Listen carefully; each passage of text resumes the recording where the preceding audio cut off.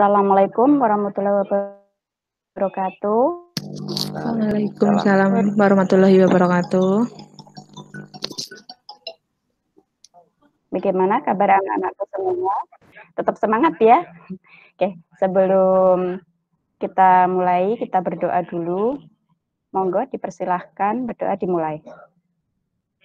Oke, selesai. Nah, ini tadi Bu Lia sudah lihat di daftar hadirnya, sudah hadir semua.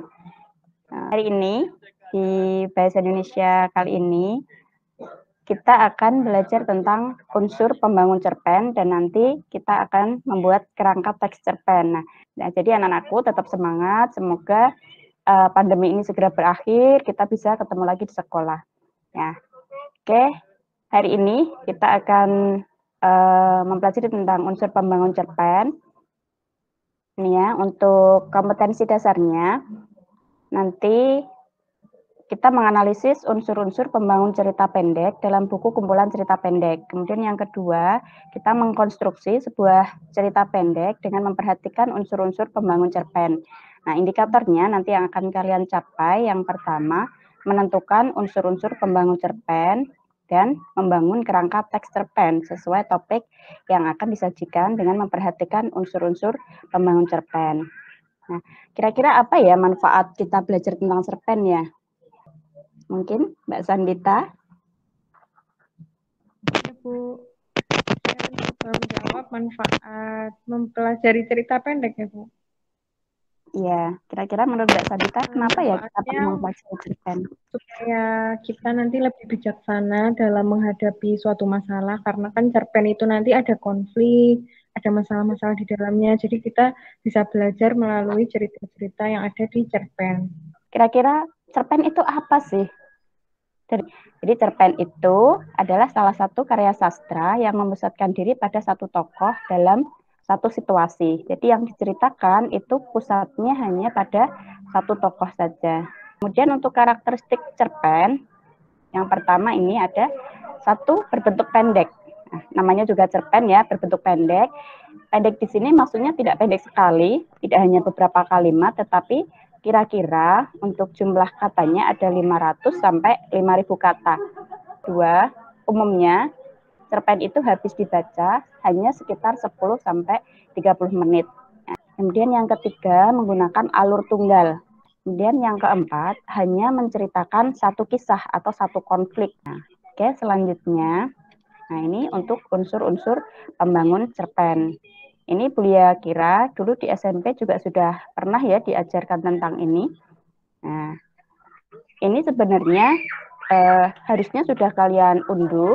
Tadi sudah Bu Lia infokan di grup WhatsApp bahwa kalian harus mengunduh bahan ajar, kemudian LKPD, dan PowerPoint yang sudah Bu Lia share juga di Google Classroom. Tadi sudah membuka Google Classroom-nya belum ya? Harusnya sudah ya. Nah, untuk unsur intrinsik di cerpen itu yang pertama ada tema. Ini di buku paket juga sudah ada. Ya, di buku paket nanti bisa kalian buka kembali. Nah, yang pertama ada tema. Nah, kira-kira tema itu apa? Coba Mbak Wiwin. Mbak Wiwin masih on? Iya, Ibu. Tema. Ya. Tema kira-kira itu tema apa ya? Gagasan utama dari cerita pendek tersebut mungkin itu, Bu. Kemudian yang kedua ada tokoh dan penokohan. Nah, bedanya apa ya tokoh dan penokohan?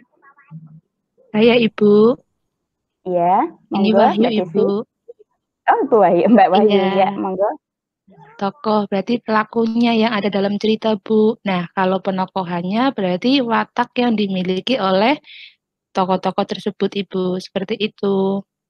Iya, betul sekali. Jadi kemudian yang ketiga adalah sudut pandang. Yo, siapa yang mau berpendapat sudut pandang itu apa? Mas Muhtasin?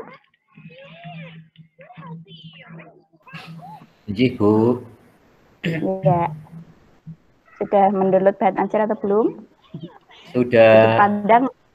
Iya, bagus sekali. Sudut pandang apa ya? Sudut pandang intinya itu bagaimana cara pengarang itu menempatkan dirinya atau memposisikan dirinya dalam cerita tersebut. Nah, yang selanjutnya adalah alur. Nah, alur ini dibagi menjadi 3. Ada alur maju, ada alur mundur, kemudian ada alur campuran. Tapi biasanya kalau di cerpen itu hanya menggunakan satu jenis alur saja. Paling banyak digunakan itu alur maju, yang paling banyak. Ya.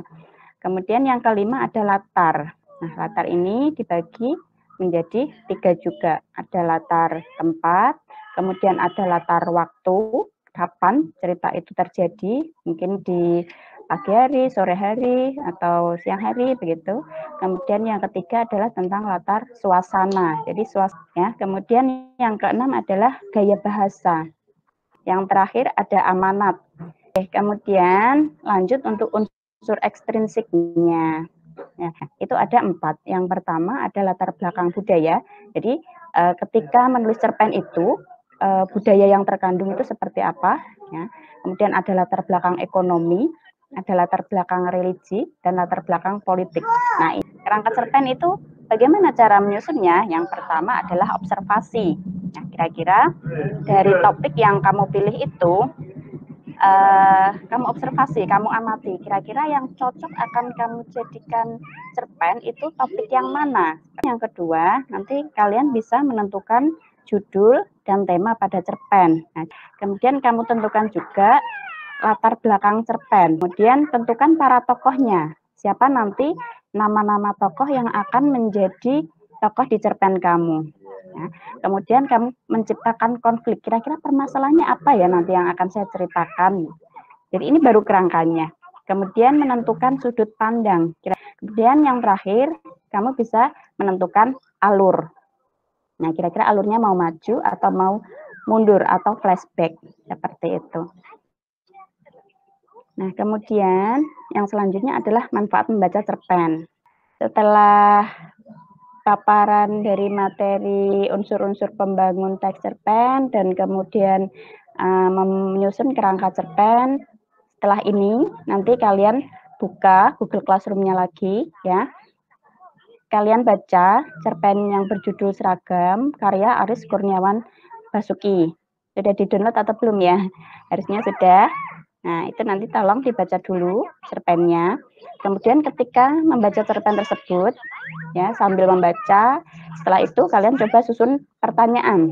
Nah, tentang unsur intrinsiknya, kira-kira. Nanti coba kalian tuliskan hasil kerja kalian nanti di buku tugas. Ya, kumpulkan informasi terkait hal tersebut. Kamu bisa mencari informasi di internet boleh, ya dari buku-buku lain juga boleh. Ya, kemudian kirimkan melalui Google Classroom di private comment. Jangan di komen kelas ya, tapi di private comment. Nah, setelah menganalisis unsur intrinsik atau unsur pembangun dari teks cerpen berjudul Seragam itu, kalian unduh juga LKPD-nya. Ya. Nah, di situ sudah ada petunjuk kerja, sudah ada langkah-langkah pembelajarannya. Nanti kalian kerja.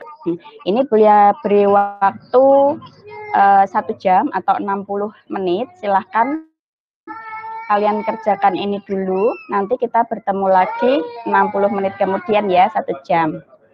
Bagaimana? Sudah dikerjakan semua ya? Nah, setelah kalian mengerjakan tugas tadi, kira-kira apa yang sudah kalian pelajari hari ini? Coba Mbak Paulina. Ya Bu, banyak yang didapat, salah satunya tentang unsur intrinsik ya Bu. Ada tema, sudut pandang, alur, penokohan, amanat, dan latar ya Bu. Oke, kemudian untuk pertemuan selanjutnya, kita akan menganalisis struktur, ya, menganalisis struktur teks cerpen dan mengembangkan kerangka yang tadi kalian buat. Nah, ya, jadi harus bersiap-siap, tetap semangat belajar di era pandemi, tetap semangat belajar daring. Jadi cukup sekian pelajaran bahasa Indonesia sesi kali ini. Apabila ada kesalahan, mohon maaf. Kita berdoa dulu. Doa dimulai. Oke, berdoa selesai. Kuliah akhiri. Assalamualaikum warahmatullahi wabarakatuh.